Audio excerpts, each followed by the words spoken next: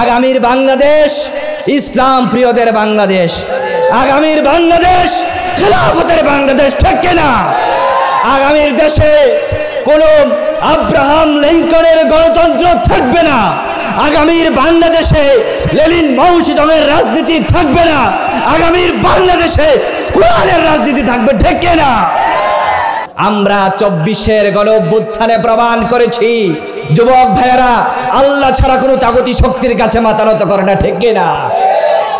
প্রয়োজন হলে দেশের জন্য, ইসলামের জন্য আবারও রক্ত দিব, জীবন দিব, তাগুতের সামনে মাথা নত করবো না, ঠিক কিনা? আমরা যুবকেরা 24-এর গণঅভ্যুত্থানে জীবন দিয়ে প্রমাণ করেছি এদেশ শাহজালাল ইয়ামানির দেশ। এদেশে ইখতিয়ার উদ্দিন বখতিয়ার খলজি কালেমার পতাকা উড্ডীন করেছে। কোন নাস্তিক মুরতাদের জন্য বাংলার জমিন ছেড়ে দেওয়া হবে না। কোন নাস্তিক মুরতাদকে বাংলার জমিনে ঠাঁই দেওয়া হবে না। আমরা মসজিদের মেম্বার থেকে নির্ধারণ করব আগামীর বাংলাদেশের প্রেসিডেন্ট কে হবে, ঠিক কিনা? বাংলাদেশ থেকে আমরা ফ্যাসিস্টকে দূরীভূত করেছি। আবারও যদি কোনো নব্য ফ্যাসিস্ট বাংলাদেশের চারপাশে ডালপালা মেলে ওঠে, আমরা সেই ফ্যাসিস্টকে দূর করার জন্য রাজপথে নেমে জীবন দিতে কারা কারা প্রস্তুত, হাত তুলে আল্লাহরে দেখাও। আমরা জানি কিভাবে ফ্যাসিস্টকে বাংলাদেশ থেকে প্রতারিত করা হয়, কারণ আমরা সাইয়েদানা ওমরের উত্তরসূরি, আমরা মোহাম্মদ বিন কাসিমের লড়াই করেছি। আমরা জীবন দিতে জানি, বুলেট বোমার সামনে মাথা নত করব না, ঠিক কিনা? আমরা ইসলামের জন্য জীবন দিব। আগামীর প্রজন্মের যুবক ভাইয়েরা আজকের মাহফিল থেকে সবক নাও। আগামীর বাংলাদেশের সিদ্ধান্ত আসবে যুবকদের থেকে, ঠিক কিনা? আমরা যুবক ভাইয়েরা যদি দাঁড়িয়ে যাই, আমাদের রাস্তায় টেন্ডারবাজি উঠে যাবে, ঠিক কিনা? আমাদের সিএনজি স্টেশনে চাঁদাবাজি উঠে যাবে, ঠিক কিনা? আমরা চাঁদাবাজি মুক্ত বাংলাদেশ চাই, ঠিক কিনা? আমার বাংলাদেশের ঘরে ঘরে কোরআন তেলাওয়াত থাকবে, আমার বাংলার ঘরে ঘরে আজান থাকবে, নামাজ থাকবে। আমরা চাঁদাবাজির বাংলাদেশ চাই না, ঠিক কিনা? যারা ওত পেতে বসে আছে, যে ক্ষমতা থেকে গিয়েছে, কি হয়েছে, নতুন করে চাঁদাবাজি করব, সুযোগ দেওয়া যাবে? যুবক ভাইয়েরা আজকের মাহফিল থেকে তোমাদেরকে বলতে চাই, আগামীতে যখনই অন্যায় দেখবে, অবিচার জুলুম অত্যাচার দেখবে, প্রয়োজনে জীবন দেব, অন্যায় অবিচার হতে দেব না, ঠিক কিনা? আল্লাহ পাক আমার যুবক ভাইদেরকে ইসলামের জন্য কবুল করুক, সকলে পড়েন আমিন। আপনারা কষ্ট পেলেন? আমি কি কারো বিরুদ্ধে বলেছি? কোরআন থেকে আমরা কথা শুনবো। এবার যদি কারো গায়ে লাগে, আমাদের কোনো আপত্তি আছে? আমাদের কোনো সমস্যা নাই, কারণ আমরা অনেক কষ্ট করে রক্ত দিয়ে দেশ স্বাধীন করেছি। 16 বছর আমাদেরকে স্তব্ধ করে রাখা হয়েছে, আমরা কথা বলতে পারি নাই। আপনারা সে দুঃসাহস বাংলাদেশে দেখিয়েছেন, আমরা কিচ্ছু বলি নাই। মনে রাখতে হবে, আপনি কয়জনের আওয়াজকে স্তব্ধ করবেন? 10 জনের আওয়াজ রুখে দিবেন, 100 জন চলে আসবে। 100 জনের আওয়াজ রুখে দিবেন, লক্ষ কোটি কোরআনের খাদেম চলে আসবে, ঠিক কিনা? কয়জনকে বন্দী করবেন? এক আল্লামা বন্দী করবেন, ঘরে ঘরে হাজার আল্লামা আছে না নাই? একজনের আওয়াজ রুখে দিবেন, হাজার হাজার মানুষ চলে আসবে, ঠিক কিনা? কারণ সিংহগুলারে যদি খাঁচায় বন্দী করেন, সিংহের বাচ্চাগুলো আছে না নাই? প্রয়োজন যখন আসবে, এক একটা সিংহের বাচ্চার গর্জনে গোটা বন কেঁপে কেঁপে উঠবে। আমরা আবারও দেখিয়ে দেব, এদেশে কোনো নব্য ফ্যাসিস্টকে আমরা জায়গা দিব না, কারণ আমরা রক্ত দিয়েছি, এ জমিন স্বাধীন করেছি। গোটা জমিনের 1 ইঞ্চি মাটি কোনো ফ্যাসিস্টের জন্য আমরা ছাড়বো না, ঠিক কিনা? এ বাংলার প্রতি ইঞ্চি মাটি আমার মাটি। আমরা 71 যেমন রক্ত দিয়েছি, 24-এর গণঅভ্যুত্থানেও আমরা রক্ত দিয়েছি। কাজেই এই জমিনের 1 ইঞ্চি মাটি ভারতের দালালদেরকে কেড়ে নিতে দেওয়া হবে না, ঠিক কিনা? ভারত থেকে বাংলাদেশের ফয়সালা হবে না, আমাদের দেশের ফয়সালা আমরা করব। আমার ট্যাক্সের টাকায় আপনার গণভবনের পাখা চলে, ঠিক কিনা?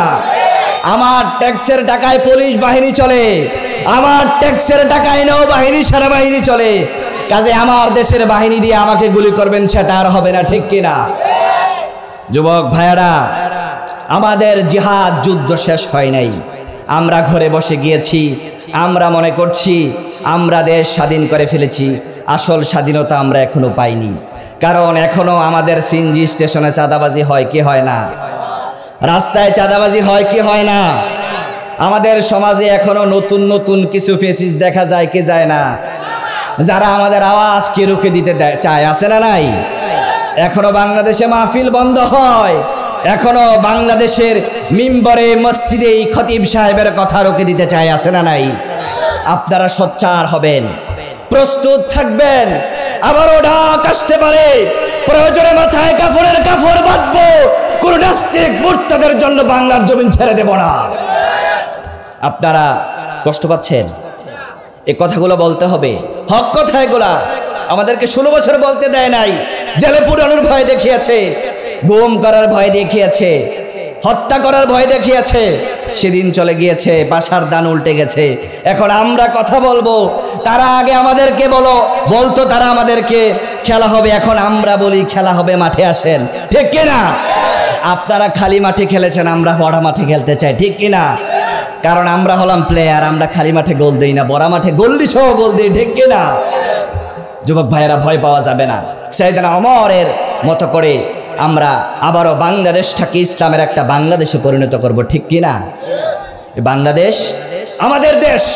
দেশ নিয়ে কথা বললে অনেকে বলে হুজুর দেশ নিয়ে কেন কথা বলেন? কারণ বিশ্বনবী সাল্লাল্লাহু আলাইহি সাল্লাম যখন মক্কা থেকে মদিনায় হিজরত করছিলেন, তখন তিনি বারবার অতনের মায়ায়, দেশের মায়ায়, জন্মভূমির মায়ায় পিছনের দিকে ফিরে ফিরে তাকাচ্ছিলেন। আমাদেরও সেই জন্মভূমির প্রতি মায়া আছে না নাই? আমার দেশ, আমার মাতৃভাষা, এই দেশ রক্ষার দায়িত্ব আমাদের। কাজে এই দেশে কোনো নাস্তিক মোরতাদকে, কোনো ফেসিসদেরকে নতুন করে মাথা চারা দেওয়ার সুযোগ দেওয়া যাবে। আপনারা সোচ্চার থাকবেন। যুবক ভাইদের থেকে আমি আশা করব, যুবক ভাইয়েরা তোমরা নিজেদেরকে ঠিক করো, কারণ আমার যুবক ভাইদেরকেও ঠিক করা লাগবে। যুবক ভাইরা অনেক সময় দেখা যায় বেয়াদবি করে ফেলে মুরব্বীদের সঙ্গে। বেয়াদবি করা যাবে না, প্রথমে বুঝাতে হবে, যদি বুঝ না মানে কোথায় মারতে হবে? ঘাড়ের গোড়ায় গোড়ায় মারতে হবে, পায়ের গিরায় গিরায় মারতে হবে। যদি সুন্দরভাবে বুঝে না যায়, যদি বোঝানোর পরে অন্যায় করে, আল্লাহর আদেশ অনুযায়ী ঘাড়ের গোড়ায় গোড়ায় মারবো, ঠিক কিনা? কিন্তু ইসলামের বিরুদ্ধে আপনি কথা বলবেন, এই সুযোগ আপনাকে দেওয়া হবে না। আপনি ইমামের বিরুদ্ধে কথা বলবেন, এই সুযোগ দেওয়া হবে না। ইমাম যদি অন্যায় করে, আপনি সুন্দর সুশীল ভাষায় বুঝিয়ে দেন, কিন্তু আপনি নেতা হয়েছেন, আপনাকে মসজিদে ইমামের উপরে কথা বলার সুযোগ দেওয়া হবে না, ঠিক কিনা? যুবক ভাইয়ারা, আল্লাহ পাক আমাদের সকলকে ইসলামের জন্য কবুল করুক, সকলে পড়েন আমিন। আমরা কোরআন থেকে কথা শুনবো, কোরআন থেকে কথা শোনার দরকার আছে না নেই? কারণ বিশ্বনবী বলেছেন, মান ক্বালা বিহি সাদাকা, যেই ব্যক্তি কোরআন থেকে কথা বলে সে সত্য কথা বলে। অর্থাৎ কোরআন দিয়ে যদি কেউ কথা বলে, তার কথা সত্য না মিথ্যা? তার কথা সত্য না মিথ্যা? বিশ্বনবী বললেন, যে ব্যক্তি কোরআন দিয়ে কথা বলে সেই সত্য কথা বলে। অর্থাৎ কথা যদি বলা লাগে কোরআন দিয়ে বলতে হবে, অন্যথায় কথা বলার সুযোগ নাই, ঠিক কিনা? আপনি মন গড়া বিচার করবেন, সেই সুযোগ আপনাকে দেওয়া হবে না, ঠিক কিনা? বিচার যদি করা লাগে, আপনি যদি বিচারক হন, কোরআনের শিক্ষা আপনার মধ্যে নেন। কারণ আমরা জানি যে কোরআন দিয়ে কথা বলে সে সত্য কথা বলে, যে কোরআন থেকে বিচার করে যে ন্যায় বিচার করে। কারণ আপনি আপনার মন গড়া, মন যেটা চাইবে সেই বিচার আপনি করতে পারবেন না, ঠিক কিনা? কারণ এই দেশের মানুষ ইসলাম প্রিয়, কোরআন প্রিয়, কোরআনকে ভালোবাসে, ইসলামকে ভালোবাসে, আল্লাহকে ভালোবাসে। এই দেশের মানুষের বিচার ব্যবস্থা যদি করতে হয়, সেটাও আপনাকে কোরআন দিয়ে করতে হবে, ঠিক কিনা? কোরআনের বাইরে আমরা কোনো বিচার মানি? কোরআনের বাইরে আমরা কোনো বিচার মানি? কোরআন দিয়ে বিচার করতে হবে। কাজেই আমাদের সমাজে যদি শান্তি প্রতিষ্ঠা করতে চাই, আমাদের কোরআনের সমাজ করার দরকার আছে না নাই? এবার কোরআন মানবেন, কতটুকু মানবেন? যতটুকু আপনার পক্ষে আসবে ততটুকু মানবেন। যতটুকু বললে জেলফাস হবে না ততটুকু মানবেন। যে কথা বললে বাতিলেরা, ফেসিস্টরা, যে সমস্ত ক্ষমতামূল লোকেরা আছে, তারা যদি কোরআনের কথা বললে আপনার গলা চেপে ধরে, তাহলে বুঝবেন আপনি হক কথা বলেছেন। কোরআনের কথা বললেন, সব মানুষ হাসি খুশি জিলাপি নিয়ে চলা যায়, বুঝতে হবে কোরআনের কথার মধ্যেও ঝামেলা আছে না নাই?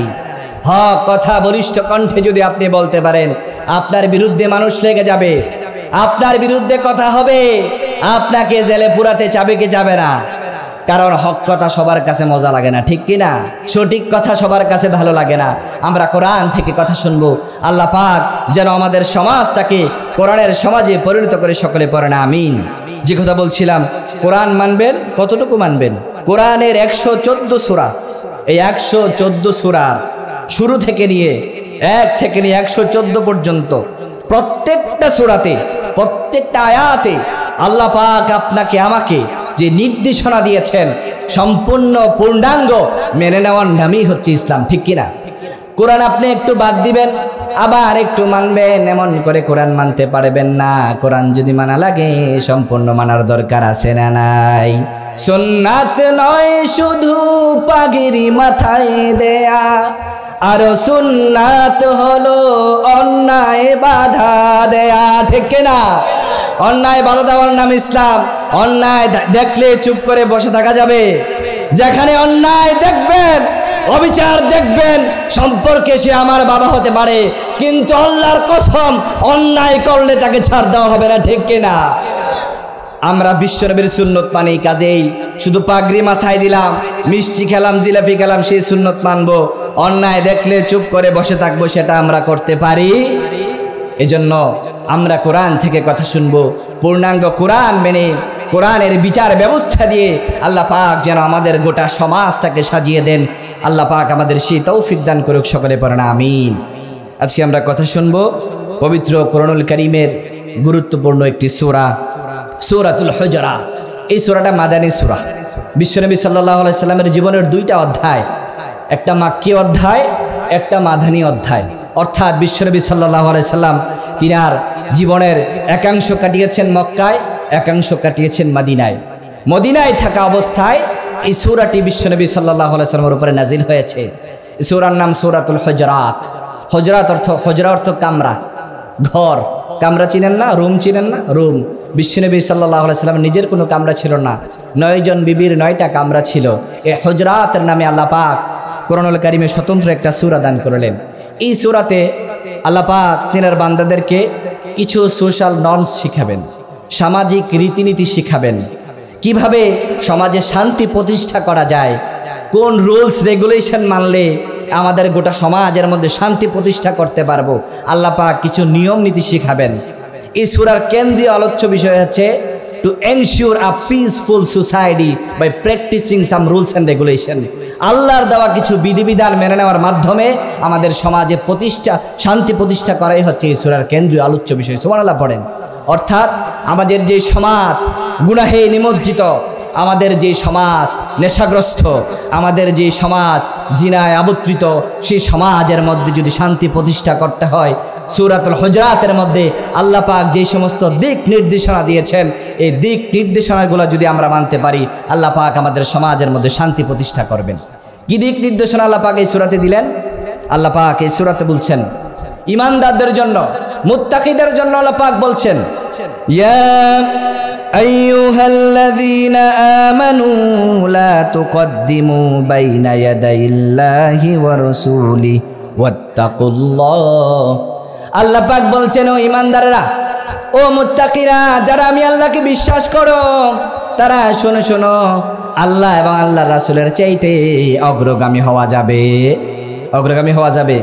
আল্লাহ বলছেন, ও ঈমানদাররা, যদি সমাজে শান্তি চাও, যদি তোমার সমাজের মধ্যে শান্তি প্রতিষ্ঠা করতে চাও, আল্লাহ এবং আল্লাহর রাসূলের চাইতে বেশি বুঝতে যেও না। আল্লাহ যেটা বলেছেন সেটা ফাইনাল ডিসিশন, বিশ্বনবী যেটা বলেছেন সেটাই ফাইনাল ডিসিশন।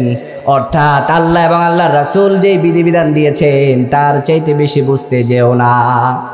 লা তুকদ্দিমু বাইনা ইয়াদাইল্লাহি ওয়া রাসূলি। আল্লাহ বলছেন আল্লাহ এবং আল্লাহ রাসূলের সামনে হেঁটো না, মানে হচ্ছে আল্লাহ রাসূল যেটা বলেছেন, আল্লাহ যেই নির্ধারণ করে দিয়েছেন সেই গণ্ডির বাইরে গিয়ে ইসলাম পালন করতে যেও না। আল্লাহ বলেছেন 5 ওয়াক্ত নামাজ। এবার আপনি যদি বলেন আমি বড় মুত্তাকি, আমি 6 ওয়াক্ত পড়ব, হবে নাকি? আল্লাহ বলেছেন রোজা রাখতে হবে রমজানে 30টা, আপনি যদি বলেন 36টা রাখবো, হবে নাকি? কারণ আল্লাহ বলেছেন ইয়া আইয়ুহাল্লাযীনা আমানু লা তুকদ্দিমু বাইনা ইয়াদাইল্লাহি ওয়া রাসূলি। আল্লাহ এবং আল্লাহর রাসূলের চাইতে বেশি বুঝতে যেও না, ঠিক না? আল্লাহ যেটা বলেছেন সেটা ফাইনাল ডিসিশন, বিশ্বনবী যেটা বলেছেন সেটাই ফাইনাল ডিসিশন। কাজেই আল্লাহ নির্ধারণ করে দিয়েছেন জিনা করলে স্টোনিং করো, পাথর মারো। অর্থাৎ কেউ যদি জিনা করে, বিবাহিত স্ত্রী বিবাহিত পুরুষ যদি জিনা করে, আল্লাহ বলেছেন স্টোনিং করে পাথর মেরে হত্যা করে ফেলো। এই বিধান যদি আমাদের সমাজে থাকে, আমাদের সমাজে পরকীয়া থাকবে নাকি? পরকীয়া থাকবে?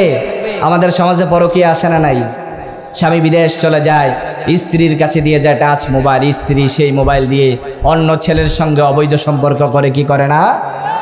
আমাদের সমাজে যদি আইন থাকতো, বিবাহিত নারী পুরুষ যদি সম্পর্ক করে, অবৈধ সম্পর্ক করে, স্টোনিং করে পাথর মেরে হত্যা করা হতো, তাহলে আমাদের সমাজে একটাও পরকীয়া থাকতো নাকি? একটা পরকীয়া করার সাহস পেত না। আজকে যদি ঘোষণা দেওয়া হয় বাংলাদেশে যে পরকীয়া করে, অবৈধ সম্পর্ক করে ধরা খাবে, বাইতুল মোকাররমের সামনে পাথর দিয়ে স্টোনিং করে তাকে হত্যা করা হবে, তাহলে বাংলাদেশে একটা অবৈধ সম্পর্ক থাকতো না, ঠিক কিনা? 14ই ফেব্রুয়ারিতে রমনার বটমিলে স্বামী স্ত্রী বাদ দিয়ে অবৈধ সম্পর্ক আছে না নাই? যুবক ভাইয়েরা, 14ই ফেব্রুয়ারি ভালোবাসা দিবস কোন মুসলমানের দিবস হতে পারে না, ঠিক কিনা? মুসলমানেরা সবে বরাতে মসজিদে আসে, মুসলমানেরা 14ই ফেব্রুয়ারিতে পার্কে যায় না, ঠিক কিনা? আমাদের মধ্যে অনেকে আজকে পার্কে গেছে না? যুবক ভাইয়েরা কথা বলেন, গিয়েছেন? নাউজুবিল্লাহ।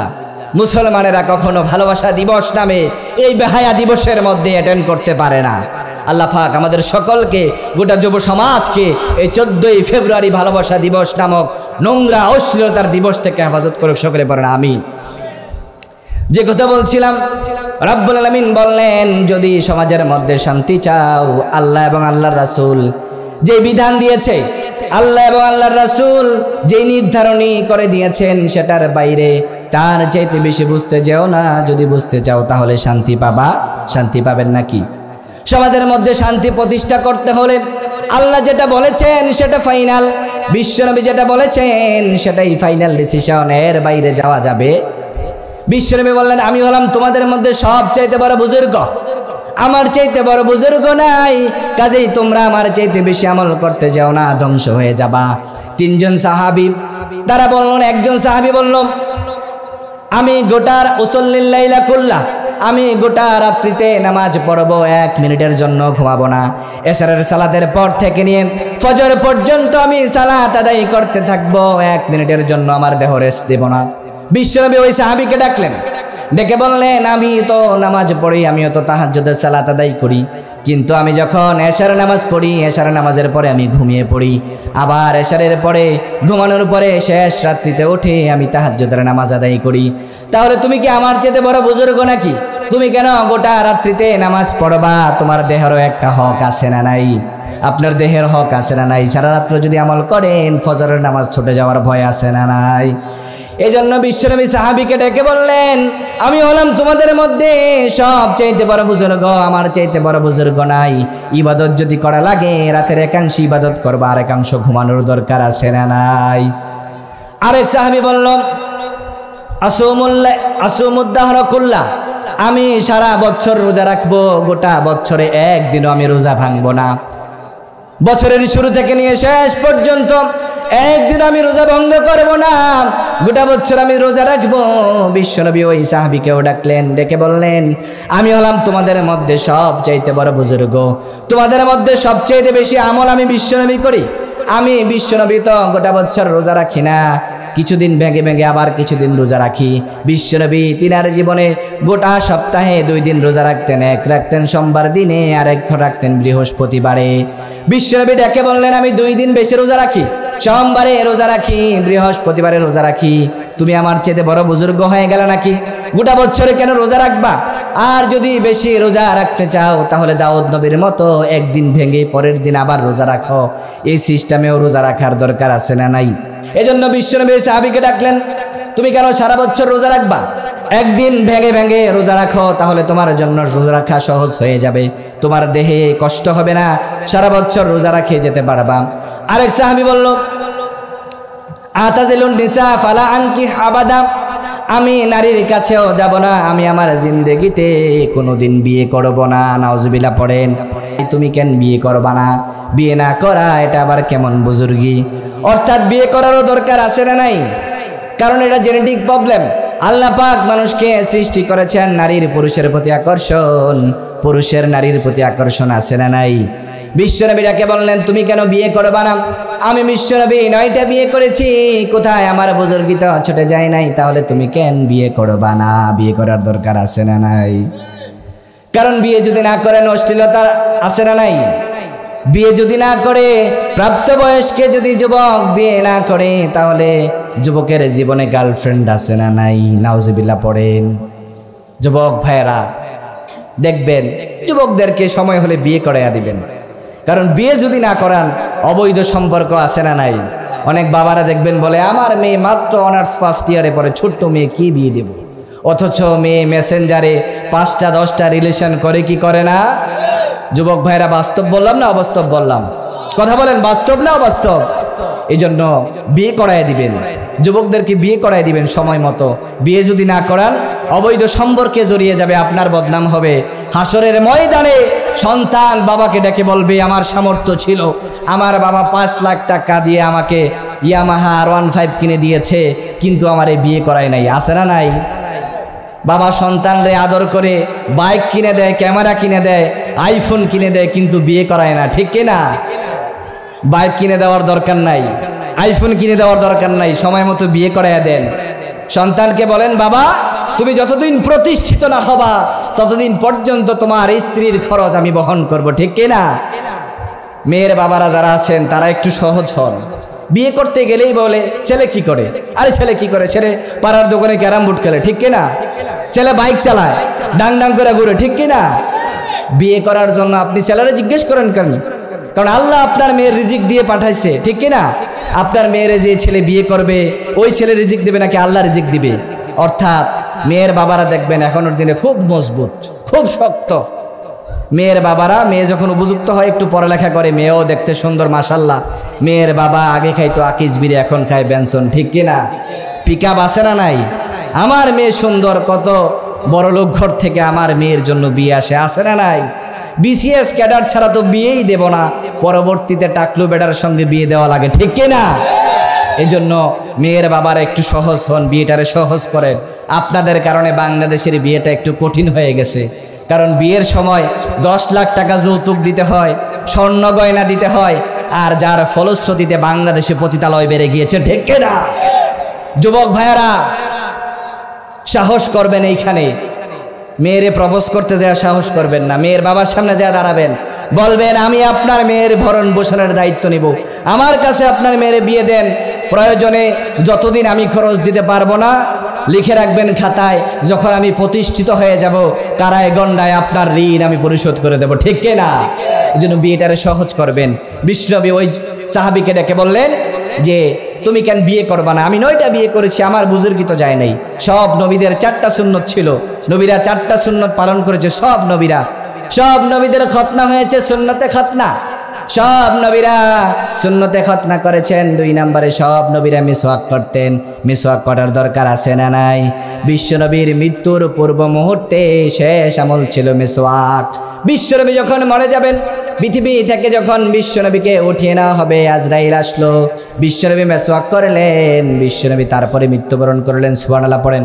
অর্থাৎ বিশ্বনবীর মৃত্যুর পূর্বে শেষ যে আমল ছিল সেটাও ছিল মিসওয়াক। আবার সব নবীরা আতর ব্যবহার করত, পারফিউম ইউজ করত। দেখবেন এই সুন্নতটা সবচেয়ে বেশি হুজুররা পালন করে, ঠিক কিনা? হুজুররার গায়ে কি গন্ধ কয়? কথা বলেন। সব সময় দেখবেন দামি দামি পারফিউম ইউজ করে। মসজিদের মুয়াজ্জিন সাহেবের বেতন 5000, দেখবেন পারফিউম ইউজ করে, একটার দাম 1200-1500, ঠিক কিনা? এই জন্য পারফিউম ইউজ করবেন, আতর ইউজ করবেন। নবী করিম সাল্লাল্লাহু আলাইহি ওয়াসাল্লাম আতর ব্যবহার করতেন, সব নবীরা আতর ব্যবহার করতেন। 4 নম্বরে সব নবীরা বিয়ে করেছেন, সুবহানাল্লাহ পড়েন। বিশ্বনবী বললেন আন নিকাহু মিন সুন্নতি ফামান রাগিবা আন সুন্নতি ফালাইসা মিন্না। বিশ্বনবী বললেন বিবাহ করা আমার সুন্নত, যে সুন্নতকে মানে না সে আমার উম্মত না। অর্থাৎ বিয়ে করার দরকার আছে না নাই? বিয়ের কথা নিয়ে সমাজের মধ্যে অনেক কানাঘুষা হয়। ছেলে যখন অবৈধ সম্পর্ক করে তখন কারো আপত্তি থাকে না, কিন্তু ছেলে যখন অল্প বয়সে বিয়ে করে পাড়া প্রতিবেশীর কথাবার্তা আছে না নাই? ছেলে অবৈধ সম্পর্ক করে সমস্যা নাই, বিয়ে করলেই দোষ, ঠিক কিনা? কিছুদিন পূর্বে 11 বছরের এক কিশোরী পালিয়ে গিয়েছে সম্পর্কের টানে, কোনো সমস্যা নাই, কিন্তু আজকে যদি 11 বছর না 15 বছরেও বিয়ে দিতেন, ইউনো অফিস থেকে আপনার বিরুদ্ধে মামলা দায়ের করা হতো, ঠিক কিনা? আমরা বলতে চাই ইসলামে কোনো বাল্য বিবাহের সংবিধান নাই। বাংলাদেশ থেকে অনতি বিলম্বে বাল্য বিবাহের নামে বিবাহের বিরুদ্ধাচরণ বন্ধ করতে হবে, ঠিক কিনা? বাল্য বিবাহ নামে ইসলামের কোনো কথা নাই। আল্লাহ পাক একজন নারীকে যখন ঋতুবতী করে দেন, একজন নারীকে যখন প্রাপ্ত বয়স্কা করে দেন, তখন আল্লাহ পাক তার মধ্যে বিবাহ করার সেই শক্তি সামর্থ্য দিয়েই পৃথিবীতে পাঠান। কাজেই আপনি কোন কলিমুদ্দিন মেয়ে 18 বছর পর্বে বিয়ে দিতে পারবো না, আপনার সিদ্ধান্তে আমি আমার মেয়েকে বিয়ে দেব। প্রয়োজনে জাল কাগজ রেডি করেন, 18-এর পূর্বে মেয়েরা বালেগা হওয়ার সঙ্গে সঙ্গে মেয়েদের বিয়ে দিয়ে দেন, ঠিক কিনা? কারণ সমাজে যে পরিমাণে অবৈধ সম্পর্ক বেড়ে গিয়েছে, এভাবে যদি আগাতে থাকে বাংলার জমিনে প্রচুর পরিমাণে ক্ষতি হয়ে যাবে। অবৈধ সম্পর্কর কারণে অবৈধ সন্তানদের তুলনা বাংলার জমিনে ইংরেজদের মতো হয়ে যাবে, ইউরোপ আমেরিকার মতো হয়ে যাবে। আল্লাহ পাক ইউরোপ আমেরিকার পশ্চিমা সভ্যতা নামের অসভ্যতা থেকে বাংলার জমিনকে হেফাজত করুক, সকলে পড়েন আমিন। এজন্য মেইন যে আমার কথা ছিল যে আল্লাহ পাক বলেছেন লা তুকদ্দিমু বাইনা ইয়াদাইল্লাহি ওয়া রাসূলি, অর্থাৎ ইসলাম যদি আপনার মানা লাগে, সমাজে যদি শান্তি প্রতিষ্ঠা করতে চান, আল্লাহ পাকের যে বিধান দিয়েছে সেই বিধান অনুযায়ী বিশ্বনবী সাল্লাল্লাহু আলাইহি ওয়াসাল্লাম যে বিধান দিয়েছেন সেই বিধানের ঘণ্টিতে থেকেই আপনাকে ইসলাম মানতে হবে। আজকে কথা আমার অন্যদিকে চলে যাচ্ছে, যুবক ভাইদের রেসপন্স পেয়ে আমি কথা অন্যদিকে নিয়ে যাচ্ছি। মুরব্বীরা কষ্ট পাচ্ছেন, যুবক ভাইয়েরা কষ্ট পাচ্ছেন, কোরআনের কথা শুনতে ভালো লাগে, তাহলে একটা তাকবীর দেন, লিল্লাহি তাকবীর, লিল্লাহি তাকবীর। আল্লাহ পাক আমাদের সকলকে ইসলামের জন্য কবুল করুক, সকলে পড়েন আমিন। তারপরে আল্লাহ পাক বলছেন ইয়া আইয়ুহাল্লাযীনা আমানু লা তারফাউ আসওয়াতাকুম ফাওকা সাওতিন নবী। রব্বুল আলামিন বললেন, ও আমার সাহাবীরা, ও আমার উম্মতেরা, বিশ্বনবীর আওয়াজের চাইতে তোমাদের গলার আওয়াজ বড় করো না। আল্লাহ পাক সাহাবা ইকরামদেরকে বললেন, নবীর আওয়াজের চাইতে তোমাদের কণ্ঠের আওয়াজ যেন বড় না হয়। এই আয়াতটা নাজিল হওয়ার একটা ব্যাকগ্রাউন্ড আছে। এই আয়াতটা কখন নাজিল হয়েছে? বনু তামিম গোত্রের নেতা নির্ধারণের জন্য বিশ্বনবী বসে গেলেন। সাইয়েদনা আবু বকর বললেন, ও নবী, এই লোকটা যদি নেতা হয় তাহলে আমাদের সমাজের জন্য ভালো হবে। সাইয়েদনা ওমর বললেন, এই লোকটা নেতা হলে ভালো হবে। তর্কাতর্কি লেগে গেল, কথার পিঠে কথা, গলার আওয়াজ বড় হয়ে গেল। আল্লাহ পাক বিষয়টা পছন্দ করলেন না। আল্লাহ রাব্বুল আলামিন সাহাবা ইকরামদেরকে সতর্ক করে আয়াত নাজিল করলেন, লা তারফাউ আসওয়াতাকুম ফাওকা সাওতিন নবী, অর্থাৎ তো আমার সাহাবীরা, আমার নবীকে তোমাদের সঙ্গে রেখেছি, তিনি তোমাদের সঙ্গে ওঠা বসা করেন, কিন্তু আমার নবীর আওয়াজের চাইতে তোমাদের কণ্ঠের আওয়াজকে তোমরা বড় করো না। অর্থাৎ নবীর আওয়াজের চাইতে তোমাদের কণ্ঠের আওয়াজ যেন বড় না হয়। নবীর সঙ্গে থাকো, পরামর্শ করো, চলো ঠিক আছে, কিন্তু নবীর কণ্ঠের চাইতে তোমাদের কণ্ঠের আওয়াজ যেন নিচু হয়। অর্থাৎ সাহাবা ইকরামদেরকে বললেন, তোমরা যে তর্কাতর্কি করলা, তোমাদের কণ্ঠের আওয়াজ যে বড় হলো, এটা আমার আল্লাহর কাছে পছন্দ হয় নাই। আমি আল্লাহ সতর্ক করলাম, সামনে থেকে কখনো তোমরা বিশ্বনবীর কণ্ঠের চাইতে কণ্ঠের আওয়াজ বড় করবা। এই আয়াত থেকে আমাদের কি শিক্ষা? বিশ্বনবী সাল্লাল্লাহু আলাইহি সাল্লাম তো চলে গিয়েছেন, অর্থাৎ মুফাসসিরিন ইকরাম আয়াতের ব্যাখ্যা দিয়েছেন। নবীর যে ওয়ারিসরা রয়েছে, ওলামা ইকরাম, মসজিদের ইমাম, খতিব, পীর সাহেব, উস্তাদগণ, তাদের সামনেও আপনার কণ্ঠের আওয়াজ বড় হবে না, ঠিক কিনা? কারণ বিশ্বনবী বলেছেন, আল উলামা ওয়ারাসাতুল আম্বিয়া, ওলামা ইকরাম হয়েছে আমি নবীর ওয়ারিস। অর্থাৎ নবীর সামনে যেমন কণ্ঠের আওয়াজকে উঁচু করা যাবে না, ঠিক তেমনি ভাবে আপনার মসজিদের ইমামের সামনেও কণ্ঠের আওয়াজ বড় করা যাবে না, ঠিক কিনা? মসজিদের ইমাম যদি কোনো ভুল করে, আপনি কমিটির সদস্য, সভাপতি, সেক্রেটারি, আপনার সেই ক্ষমতা নাই ইমামের সামনে জোরে কথা বলার, ঠিক কিনা? কারণ আপনাকে আস্তে কথা বলার অথরিটি দিয়েছেন কে? আর ইমামকে জোরে কথা বলার অথরিটি দিয়েছেন কে? কাজেই মসজিদে সব চাইতে বড় যার কণ্ঠ থাকবে তার নাম কি? ইমাম। ইমামের কণ্ঠ থাকবে সব চাইতে বড়। যারা মুসল্লি আছেন তাদের কণ্ঠের আওয়াজ যেন ইমামের চাইতে বড় না হয়।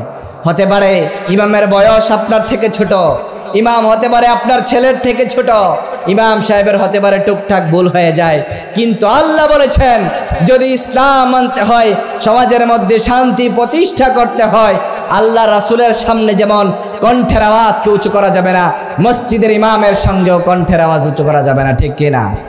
আল্লাহ পাক আমাদেরকে বুঝার তৌফিক দান করুক, সকলে পড়েন আমিন। রব্বুল আলামিন বললেন, ইয়া আইয়ুহাল্লাযীনা আমানু লা তারফাউ আসওয়াতাকুম ফাওকা সাওতিন নবী। ও আমার গোলামেরা, ও আমার সাহাবারা, বিশ্বনবীর কণ্ঠের চাইতে তোমাদের কণ্ঠের আওয়াজকে তোমরা উঁচু করো না। আর যদি তোমরা কণ্ঠের আওয়াজকে উঁচু করো, তোমাদের কণ্ঠের আওয়াজগুলা যদি বিশ্বনবীর আওয়াজের চাইতে উঁচু হয়ে যায়, আনতাহবাতু আমালুকুম ওয়া আনতুম লা তাশউরুন, তোমাদের জিন্দেগির সব আমলগুলো বিনষ্ট হয়ে যাবে। অর্থাৎ নবীর আওয়াজের চাইতে যদি তোমাদের আওয়াজটা বড় হয়ে যায়, আল্লাহ পাক তোমাদের জিন্দেগির সব আমলগুলোর ধ্বংস করে দিবেন। অর্থাৎ নবীর কণ্ঠের চাইতে তোমরা উচ্চ স্বরে কথা বলো না। এই আয়াত নাজিল হওয়ার পর থেকে সাহাবায়ে ইকরাম এত আস্তে কথা বলতেন, বিশ্বনবী বললেন, এই আয়াতের পর থেকে যখন সাহাবায়ে ইকরাম কথা বলতেন বিশ্বনবী শুনতে পেতেন না। বিশ্বনবী বলতেন, ও আবু বকর কি বললা, শুনতে পাই নাই, জোরে বলো। বিশ্বনবী বলতেন, ও ওমর কি বললা, শুনতে পাই নাই, জোরে কথা বলো, সুবহানাল্লাহ পড়েন। অর্থাৎ মসজিদের ইমামের সঙ্গে যদি বেয়াদবি করেন, ক্ষমা চাওয়ার দরকার আছে না নাই? মসজিদের ইমামের কণ্ঠের চাইতে আপনার কণ্ঠটা যেন বড় না হয়। আপনি সমাজের নেতৃত্ব দিতে পারেন, আপনি মসজিদের সভাপতি সেক্রেটারি হতে পারেন, কিন্তু আল্লাহি, আল্লাহর কসম, আল্লাহ পাক আপনাকে মসজিদের ইমাম খতিবের চাইতে উচ্চ স্বরে কথা বলার অথরিটি দেয় নাই, ঠিক কিনা? অর্থাৎ মসজিদে গিয়ে সর্ব উৎকৃষ্ট কণ্ঠে কথা বলবে, উচ্চ কণ্ঠে কথা বলবে ইমাম। আপনার আমার কণ্ঠের আওয়াজ যেন ছোট হয়, নিচু হয়, ইমামের সঙ্গে যেন আমরা বেয়াদবি না করি। আল্লাহ পাক আমাদেরকে তৌফিক দান করুক, সকলে পড়েন আমিন। তারপরে রব্বুল আলামিন বলেন, ইন্নাল্লাযীনা ইউনাদুনাকা মিন ওয়ারাইল হুজুরাতি আকসারুহুম লা ইয়াকিলুন। তারপরে বিশ্বনবী বললেন, ঘরের পিছন থেকে বিশ্বনবীরে একদল লোক ডাকে, তারা বিশ্বনবীরে ঘর থেকে, ঘরের পিছন থেকে এভাবে নাম ধরে ডাকতে পারে না। তারা যদি অপেক্ষা করে সুন্দর করে বিশ্বনবীরে ডাকতো তাহলে কত সুন্দর হতো। বড় তামিম গোত্রের একদল লোক এসে বিশ্বনবীর ঘরের সামনে বিশ্বনবীকে ডাকছেন, ও মুহাম্মদ উখরুজ ইলাইনা, বের হয়ে আসো। নাউজুবিল্লাহ পড়েন। বড় তামিম গোত্রের কিছু লোক এসে বিশ্বনবীরে ডাকছে, উখরুজ ইলাইনা, মুহাম্মদ এদিকে আসো। নাউজুবিল্লাহ। আল্লাহ পাক সোশ্যাল নর্মস শিখাচ্ছে, শিষ্টাচার শিখাচ্ছে, আদব শিখাচ্ছে। আল্লাহ বলছেন, যখন তোমরা সমাজের ভিআইপি পার্সনের কাছে যাবা, যখন ইমামের ঘরের কাছে যাবা, যখন সমাজের যারা নেতৃত্ব দেয় তাদের একটা সম্মান আছে না নাই? যখন সম্মানী ব্যক্তির কাছে তোমরা যাবা, তখন তার থেকে পারমিশন নিয়ে তার ঘরে যাবা, তার থেকে ডেট নিয়ে যাবা। এমপির কাছে যখন যাবেন তখন তার থেকে একটা কথা বলে নেবেন যে আপনি কখন ফ্রি থাকবেন, তখন তার সঙ্গে যাবেন। না হলে যা বলবেন, আমরা ভোট দিয়ে আপনার এমপি বানাইছি, আমাদের কথা শুনবেন না কেন? তার ব্যস্ততা আছে না নাই? আল্লাহ পাক এই সূরাতে মানুষকে আদব শিখাচ্ছেন, শিষ্টাচার শিখাচ্ছেন, ভদ্রতা শিখাচ্ছেন, যে যখন সমাজের যারা নেতৃত্ব দেয়, মূল্যবান ব্যক্তি যারা আছে, তাদের কাছে যখন যাবেন আদবের সঙ্গে যাবেন, সুন্দরভাবে ডাকবেন, তাদের থেকে পারমিশন নিয়ে তাদের সঙ্গে কথা বলবেন। আল্লাহ পাক এই সূরাতে আমাদেরকে আদব শিক্ষা দিলেন। তারপরে রব্বুল আলামিন বললেন, ইয়া আইয়ুহাল্লাযীনা আমানু ইন জাআকুম ফাসিকুম বিনাবাইন ফাতাবায়ানু। রব্বুল আলামিন বললেন, ও মুমিনেরা, ও ঈমানদারেরা, তোমাদের কাছে যখন কোনো মানুষ খবর নিয়ে আসবে তখন সেটা আগে যাচাই করবা, যাচাই বাছাই করার পরে সেটা প্রচার করবা। অর্থাৎ আপনার কাছে যদি কেউ খবর নিয়ে আসে, কোনো সংবাদ নিয়ে আসে, তাহলে সেটা আগে যাচাই বাছাই করবেন, জাস্টিফাই করবেন, এটা কি সত্য বললো না মিথ্যা বললো।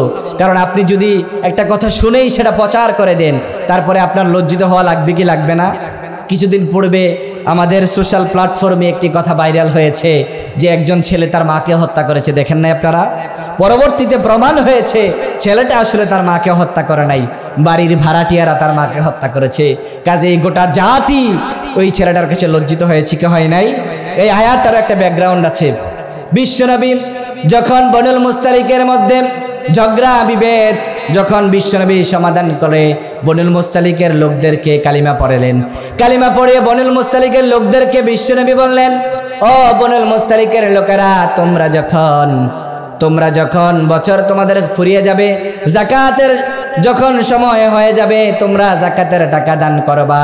বিশ্বনবী একজন সাহাবীকে বনুল মুস্তালিকে পাঠালেন যাকাতের টাকা উত্তোলনের জন্য। ওই সাহাবী যখন যাচ্ছিলেন বনুল মুস্তালিকের কাছে, প্রতিমধ্যে সাহাবীর মনে হলো, হায় রে, বনুল মুস্তালিকের সঙ্গে কত যুদ্ধ করেছি, কত লড়াই করেছি, কত মারামারি হানাহানি করেছি, আজকে যদি বনুল মুস্তালিকের লোকেরা আমাকে পেয়ে মারধর শুরু করে দেয়, আমাকে যদি হত্যা করে ফেলে, যাওয়া যাবে না। বিশ্বনবীর কাছে গিয়ে বানিয়ে বানিয়ে মিথ্যা বলবো। ওই লোকটি বিশ্বনবীর কাছে গেল, বিশ্বনবীর কাছে গিয়ে বললেন, ও নবী, বনুল মুস্তালিকের লোকেরা আমার যাকাতের টাকা দেয় নাই, তারা আমাকে দেখে ধাওয়া করেছে, আমাকে মারবার জন্য দৌড়ানি দিয়েছে। ওই লোকটা যখন বিশ্বনবীর কাছে এসে কথা বলল, বিশ্বনবী রাগান্বিত হয়ে গেলেন। বিশ্বনবী খালিদ ইবনে ওয়ালিদ রাদিয়াল্লাহু তাআলা আনহুকে বললেন, 1200 সৈনিক নিয়ে বনুল মুস্তালিকে আঘাত হানো। আল্লাহ রাব্বুল আলামিন আরশ থেকে এই সিদ্ধান্তটা দেখে পছন্দ করলেন না। আল্লাহ পাক আয়াত নাজিল করে বললেন, তোমাদের কাছে যখন কোনো ফাসিক আসবে, কোনো লোক আসবে, এসে যখন কোনো সংবাদ প্রচার করবে, আগে সেটা যাচাই করো। সুবহানাল্লাহ পড়েন। ইসলামের কি সুন্দর বিধান। একজনের নামে একটা কথা শুনলেই প্রচার করবেন না। আজকে যদি শোনেন আপনার এলাকার মেম্বার সাহেব সুদ খায়, এবার মেম্বাররা অনেকের পছন্দ না, এবার কি করলেন, গিয়ে বললেন সবার কাছে গিয়ে যে মেম্বার সাহেব তো সুদ খায়। এবার আপনি যে কথাটা বললেন, এই কথাটা যদি মিথ্যা হয়, প্রথমত আপনি দুনিয়ায় মানুষের কাছে লজ্জিত হলেন, আপনি ওনার সঙ্গে একটা বিদ্বেষ তৈরি করলেন, দ্বিতীয়ত আল্লাহর আদালতেও পাকড়াও আছে না নাই। এই জন্য কোনো সংবাদ যখন শুনবেন, আগে যাচাই বাছাই করবেন, জাস্টিফাই করবেন, এটা কি সত্য না মিথ্যা। যদি সত্য হয় তাহলে প্রচার করবেন, যদি মিথ্যা হয় স্টপ, এখানেই থামেন। আল্লাহ পাক নির্ধারণ করে দিয়েছে, শোনা মাত্রই কোনো সংবাদ প্রচার করা যাবে না, আগে যাচাই বাছাই করতে হবে। যাচাই বাছাই করার পরেই আপনি এই সংবাদটা প্রচার করবেন। তারপরে আল্লাহ পাক বলছেন, ওয়া ইন তাইফাতানি মিনাল মুমিনিনা ইকতাতালু ফাসলিহু বাইনাহুমা। আল্লাহ পাক বলেন, ও ঈমানদাররা, তোমাদের মধ্যে যদি, তোমাদের দুই ভাইয়ের মধ্যে যদি ঝগড়া হয়, মীমাংসা করে দাও। মীমাংসা করে দেওয়া দরকার আছে না নাই? আমাদের সমাজে কি মীমাংসা করে নাকি লাগায়া দেয়? ছোট ভাই বড় ভাইয়ের সঙ্গে যখন ঝগড়া লাগে, তর্কাতর্কি লাগে, মেম্বার সাহেব, আমাদের সমাজের নেতারা যে ছোট ভাইরে বলে, তোর ভাইয়ের কত বড় সাহস, তোর সঙ্গে খারাপ ব্যবহার করলো, আছে না নাই? বড় ভাইকে বলে, তোর ছোট ভাইটা কত বড় বেয়াদব, আছে না নাই? সমাজের মধ্যে ভাইয়ে ভাইয়ে দ্বন্দ্ব লাগাইয়া দেয়, ঠিক কিনা? আল্লাহ পাক বলছেন, যদি প্রকৃত মুমিন হতে চাও, সমাজে যদি শান্তি চাও, ভাইয়ে ভাইয়ে দ্বন্দ্ব লাগাবা না, সমাধান করার দরকার আছে না নাই? এই জন্য সমাধান করবেন, নিজে গিয়ে সমাধান করবেন।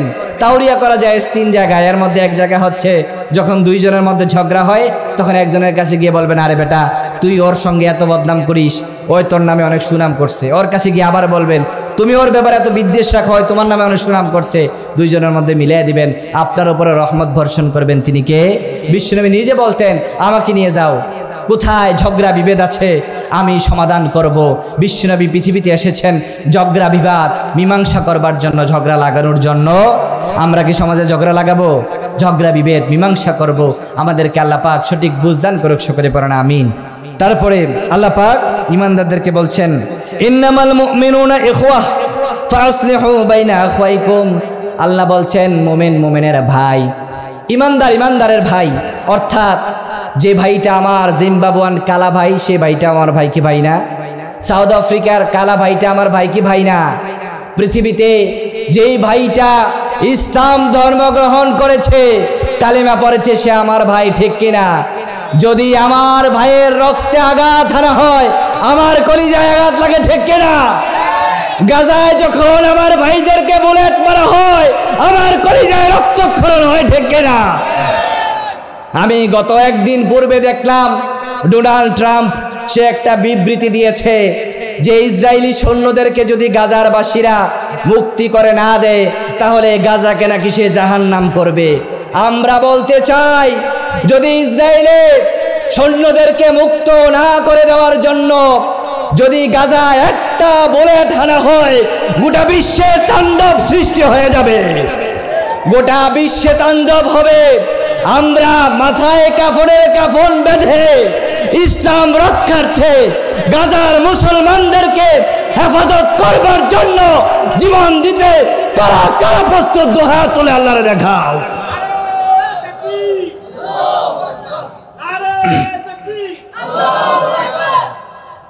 এই জন্য আল্লাহ পাক বলছেন, মুমিন মুমিনের ভাই, মুমিনদের মধ্যে কোনো দ্বন্দ্ব হতে পারে না। যদি দ্বন্দ্ব হয়, ঝামেলা হয়, মীমাংসা করবেন। অর্থাৎ পৃথিবীর যেই প্রান্তে থাকুক না কেন, আমার ভাইকে যখন আঘাত করা হয় তখন আমার কলিজার মধ্যে রক্তক্ষরণ হয়, ঠিক কিনা? এজন্য বিভেদ ভুলে যান। সমাজে সুন্নি ওয়াহাবি এই সমস্ত বিভেদ ভুলে যান। আমরা এখন বিভেদ করার সময় নেই, আমাদের এখন ঐক্যবদ্ধ হওয়ার সময়। বাংলাদেশে আমরা সেই সুযোগ পাইনি। আমরা নিজেরা লড়াই করেছি, ওপরে হাত বাঁধা নিচে হাত বাঁধা নিয়ে আমরা লড়াই করেছি। আমাদের সেই দিন ভুলে যেতে হবে। আমরা আগামীর দিনে অগ্রগামী হতে হবে। আগামীর বাংলাদেশে কোনো ইখতিলাফ থাকবে না। আগামীর বাংলাদেশে সুন্নি ওয়াহাবির মধ্যে ইখতিলাফ থাকবে না। আগামীর বাংলাদেশে আহলে হাদিস কওমিদের মধ্যে ইখতিলাফ থাকবে না। আগামীর বাংলাদেশ ঐক্যবদ্ধ হওয়ার বাংলাদেশ। আগামীর বাংলাদেশ ইসলাম পন্থীদের বাংলাদেশ, ঠিক কিনা? আমরা বিভাজন চাই না, আমরা বিভেদ চাই না। আমরা বিভেদের প্রাচীর ভুলে গিয়ে আমরা ঐক্যবদ্ধ হতে চাই। আমরা খেলাফতে রাশেদার পতাকাকে উদ্দিন করবার জন্য ময়দানে নেমে জীবন দিতে প্রস্তুত, ঠিক কিনা? আমরা আর ইখতিলাফ করব না। আমাদের ইখতিলাফের দিন শেষ হয়ে গিয়েছে। আমরা ঐক্যবদ্ধ হতে চাই, কারণ আমরা এদিকে ইখতিলাফ করেছি, নাস্তিক মুরতাদেরা আমার দেশটাকে লুটে খেয়েছে, ঠিক কিনা? ফ্যাসিস্টরা আমাদের দেশটাকে লুটে খেয়েছে, ঠিক কিনা? আমরা একটা পরিচয় জানি, আমার যেই ভাইটা মদ খায় তাকে আমি ভাই বলে পরিচয় দেই কি দেই না? আমার যেই ভাইটা সমাজের সবচেয়ে খারাপ তাকে আমি আমার ভাই বলে পরিচয় দেই কি দেই না? অর্থাৎ আমার যেই রক্তের ভাই সমাজে নষ্ট হয়ে যাওয়ার পরেও পরিচয় দিতে পারি। আমার যে ভাই না বুঝার কারণে বিদআত করে, আমার যে ভাই না বুঝার কারণে অন্যায় করে, সেই ভাইকে বুকে টেনে এক কালেমার পতাকা তলে এসে আগামীর বাংলাদেশকে খেলাফতের পতাকার নিচে আনবার জন্য কারা কারা প্রস্তুত? দোহা তুলে আল্লাহরে দেখাও। আগামীর বাংলাদেশ ইসলাম প্রিয়দের বাংলাদেশ। আগামীর বাংলাদেশ খেলাফতের বাংলাদেশ, ঠিক কিনা? আগামীর দেশে কোন আব্রাহাম লিঙ্কনের গণতন্ত্র থাকবে না। আগামীর বাংলাদেশে লেনিন মাও সেতুংয়ের রাজনীতি থাকবে না। আগামীর বাংলাদেশে কোরআনের রাজনীতি থাকবে, ঠিক কিনা? আল্লাহ পাক আমাদের দেশটাকে কোরআনের দেশে পরিণত করুক, সকলে পড়েন আমিন। ওমা তৌফিক ইল্লা বিল্লাহ। আল্লাহ পাক আমাদের সকলকে আমল করবার তৌফিক দান করুক, সকলে পড়েন আমিন। এই সবে বরাতের রাত্রিকে উসিলা করে আল্লাহ পাক আমাদের সকলকে মাগফিরাত দান করুক, সকলে পড়েন আমিন। ওমা আলাইনা ইল্লাল বালাগ ওয়া আখির দাওয়ানা আলহামদুলিল্লাহি রাব্বিল আলামিন।